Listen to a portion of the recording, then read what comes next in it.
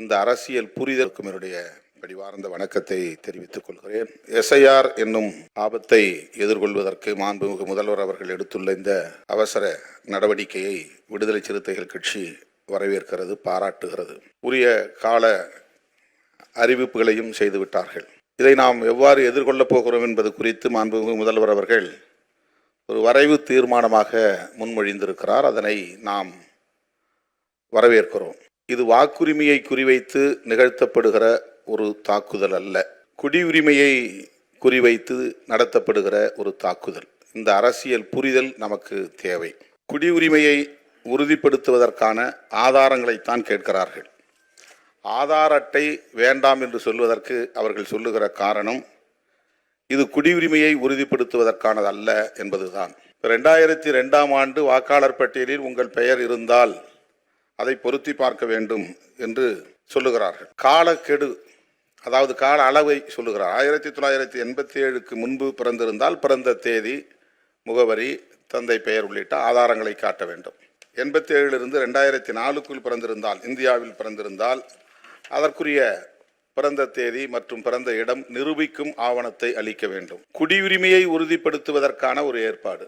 ஆக இவர்கள் மறைமுகமாக தேர்தல் ஆணையத்தை பயன்படுத்தி குடியுரிமை சட்டத்தை நடைமுறைப்படுத்துவது, NRCயை உருவாக்குவது, அதுதான் இப்போ அவருடைய முக்கியமான நோக்கம். இந்த தேர்தல் வெற்றியோ அல்லது இந்த வாக்குரிமையை பறிப்பது என்பதோ அவருடைய நோக்கம் இல்லை.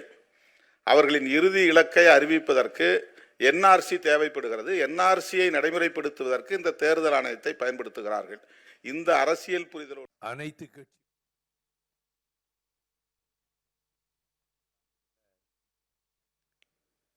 தமிழ்நாட்டினுடைய மாண்புமிகு முதலமைச்சரும் திராவிட முன்னேற்ற கழகத்தினுடைய தலைவருமான அருமை சகோதரர் மாண்புமிகு தளபதி ஸ்டாலின் அவர்களே, பங்கேற்றிருக்கக்கூடிய அனைத்து கட்சிகளினுடைய மதிப்புமிகு தலைவர்களே, வணக்கம்.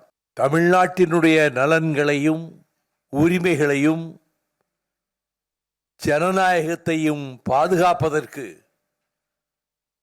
ஒரு பேராபத்தான ஒரு சூழ்நிலையை எதிர்கொள்வதற்கு ஜனநாயகத்தினுடைய ஆணிவேரையே அறுக்கக்கூடிய வேளையில் மத்திய அரசினுடைய ஏவுதலில் தேர்தல் ஆணையமே முனைந்திருக்கக்கூடிய இந்த நேரத்தில் கருத்துக்களை, ஆலோசனைகளை பெற்று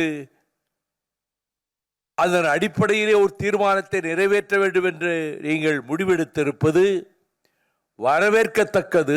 ஆனால் ஆட்சி பொறுப்பிலே இருந்த கட்சியும் அதைப் போல இன்னும் சில கட்சிகளும் அமைப்புகளும் இந்த நிகழ்ச்சியிலே கலந்து கொள்ள வேண்டிய கடமையை செய்யாமல் அதற்கு நேர் எதிரான விமர்சனங்களை 2 நாட்களாக செய்தி ஏடுகளுக்கு தந்துவிட்டு இதை புறக்கணித்து விட்டார்கள் என்பது மிகவும் வருத்தத்துக்கு உரியதாகும். பீகார் மாநிலத்தில் இந்த சிறப்பு தீவிர வாக்காளர் பட்டியல் திருத்தப்படி ஏற்படுத்தப்பட்ட போது இப்பொழுது பீகார் மாநிலத்தைச் சேர்ந்த 6.5 லட்சம் பேர் தமிழகத்திலே வேலைக்காக வந்து தங்கியிருக்கிறார்கள் என்றும் இவர்களது பெயர்கள் பீகார் மாநில வாக்காளர் பட்டியலிலிருந்து நீக்கப்படுவதால் இனி அவர்கள் தங்களது பெயரை தமிழகத்தின் வாக்காளர் பட்டியலிலேயே சேர்த்துக் கொள்ளலாம் என்றும் இதில் சென்னையில் மட்டும் 3.5 லட்சம் பீகார் மாநிலத்தவர் இருக்கிறார்கள் என்றும் கோவையிலும் திருப்பூரிலும் அதிக எண்ணிக்கையிலே உள்ளனர் என்பதையும் பார்க்கிற போது பிளே ஸ்டோர் மற்றும் ஆப் ஸ்டோரில் இருந்து பாலிமர் செயலியை QR கோடு மூலம் பதிவிறக்கம் செய்யுங்கள். செய்திகளை உடனுக்குடன் பெறுங்கள்.